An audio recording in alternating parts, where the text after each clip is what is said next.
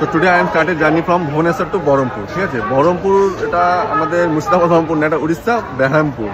ঠিক আছে, bye bye bro, one night stand.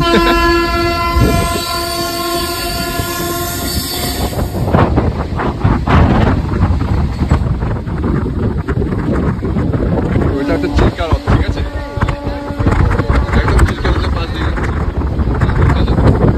Finally আমি চলে এসেছি বহরমপুরে। বহরমপুর জাংশন মানে বেরহামপুর, নট বহরমপুর। ঠিক আছে, তো এখান থেকে চলে যাবো যেখানে ট্রেনিং হচ্ছে। রামেলিঙ্গেশ্বর টেম্পেল আছে, বড় পার্কও আছে, তোর সামনে ট্রেনিং রুম, তো ওখানে গিয়ে তারপর দেখা হচ্ছে। চলো, এটা হচ্ছে বেরহামপুর রেলওয়ে স্টেশন। চলে এসেছি আমার রুমে, শেয়ারিং রুম, বেশ ভালো। ঠিক আছে, সবথেকে ভালো জিনিস কি তোমাদের পরে দেখাবো।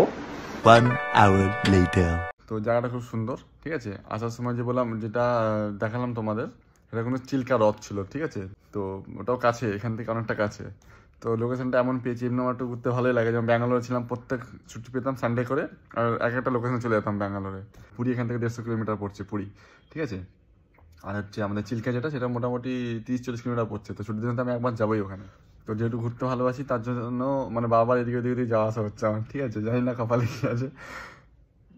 তো ঠিক আছে, যেন এরকম হাসতে থাকি আর সবাইকে ভালো রাখতে পারি, ব্যাস এটুকুনি।